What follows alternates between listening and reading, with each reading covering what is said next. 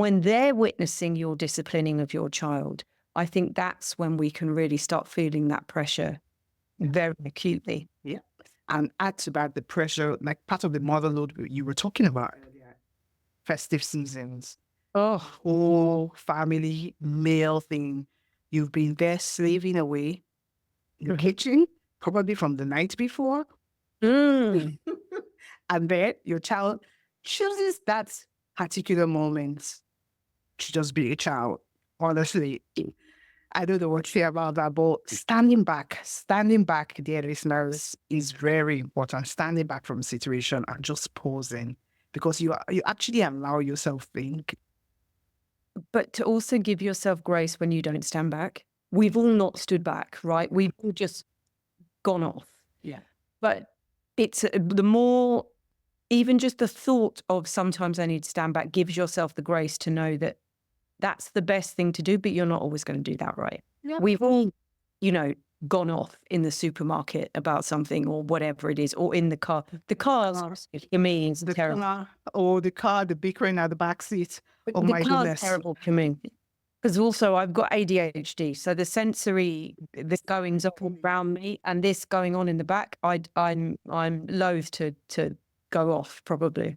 Honestly, I like before we move, most mornings, I give a little lecture about how mommy needs to concentrate. And I have a thing about roundabouts. For some reason, I still keep missing my turns, even when my map is on. So mommy needs to really concentrate. And the other day, my son felt it was very important for him to click on the alternative routes. Oh my goodness. So That was so quiet. He was, I just took a big breath in. I couldn't even believe it, but I was like, we're still going to get to school on time because we're like 30 minutes out. And he was like, Mommy, you were so calm. Can you imagine that? I was like, oh my God, have I been such a raging Paul? But I just took a deep breath in and I said, you know what? We're still going to get to school on time. And thank God I did. You know why? Because we still got there on time. There was an alternative route ahead of us. Yeah. Got us there 4 minutes faster.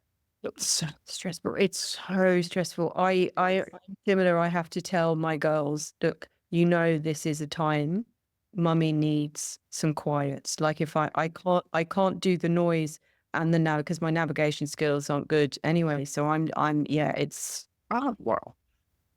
The joys of motherhood. Exactly.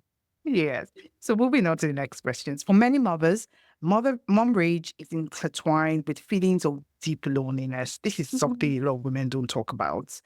And even with professionals, it takes a lot of trying to draw it out of them for them to actually articulate, much less even admit things. So there's often a sense that no one else feels like this. You are the villain. And depending on how much saboteurs you have playing in your head, the conversation can just be going and going and going. So how can mothers find the connection and support they need in a world that often shames emotional struggles? There's a quote from Brene Brown, who is a wonderful psychologist, and she often says, be careful of not everybody is owed your shame story.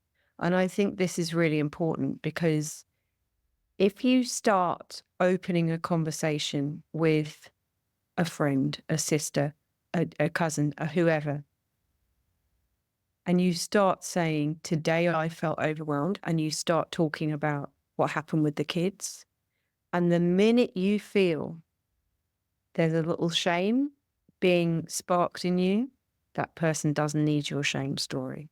But if you feel a true sense of they're listening, they're resonating, even they're sharing, that happens to me, then you're building a connection, and that's a safe space. Yeah. Because I think what can be even more lonely for some mums, because I see it happen sometimes where they're trying to reach out and share vulnerabilities. And then due to that other person's internal feeling of, oh, this vulnerability sharing, this scares me.